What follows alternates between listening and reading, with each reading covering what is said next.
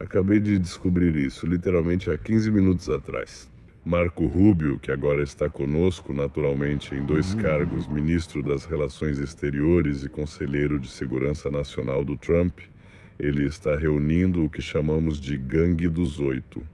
Ou seja, são 4 representantes do Congresso e 4 do Senado, 8 pessoas que, na verdade, tudo que está relacionado à segurança nacional, inteligência, assuntos estrangeiros e outras coisas, pelo menos eles são informados.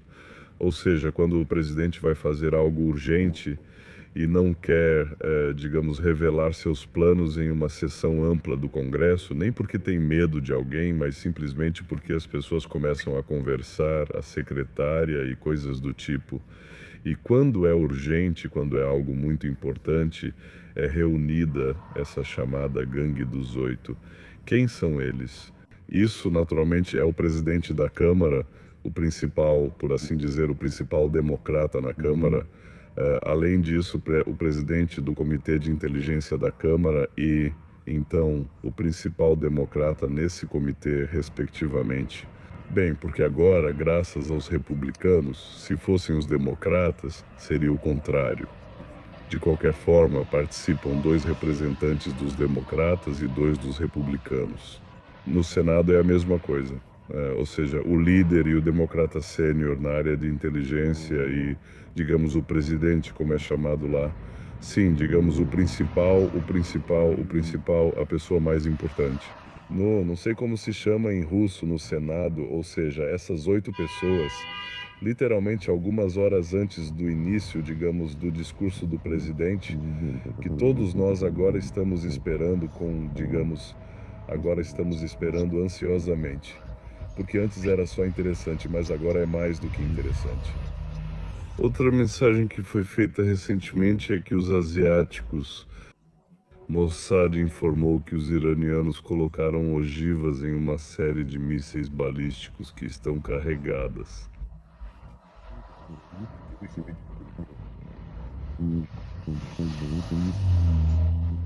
Sobre o fato de que então os americanos podem atacar o Irã, e então isso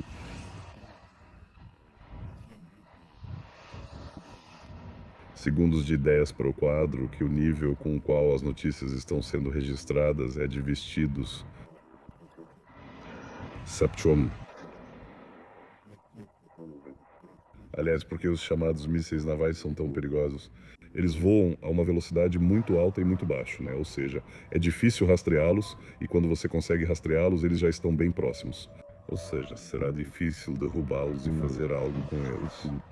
Ou seja, em outras palavras, eu entendo que a China está fazendo o mesmo que nós fizemos com a Ucrânia, ou seja, nós fornecíamos armamentos para a Ucrânia, a China fornece, a Rússia fornece.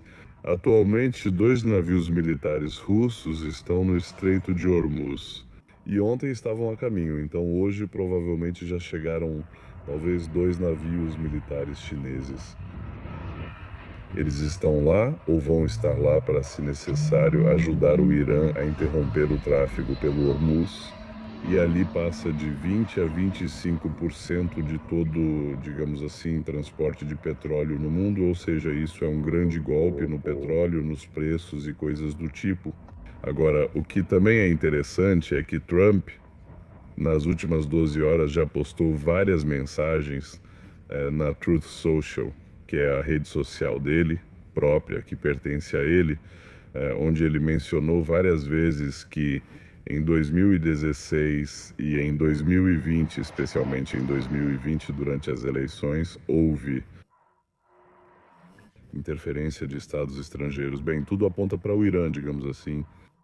Em seguida, foi feito um comunicado de que Tulsi Gabbard finalmente conseguiu, por assim dizer, todas as provas completas, fatos completos, eu não sei, todas as informações de que Obama ordenou enganar o povo, por assim dizer, dos Estados Unidos, com relatório de inteligência, de que supostamente Putin ajudou Trump e que Trump não tem ligação com Putin e que ele vai vender a América para Putin.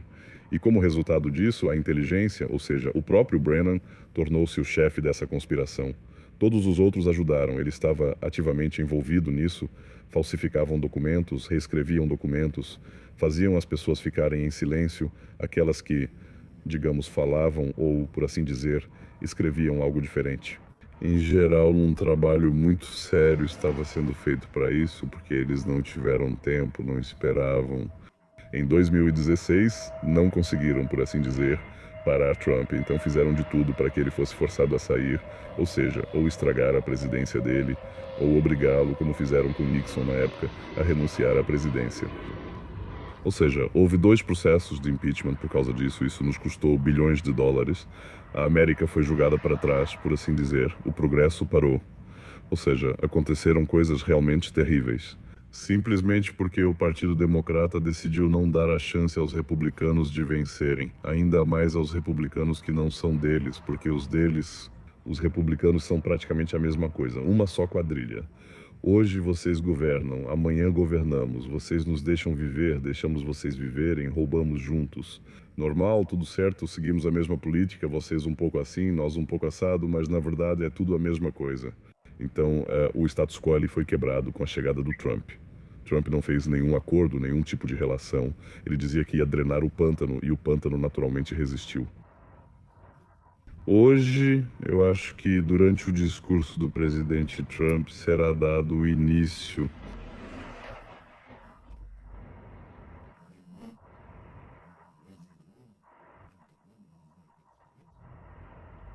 Partido Democrata dos Estados Unidos da América, porque houve muitas acusações, ninguém foi preso, ninguém foi, digamos assim, punido de nenhuma forma.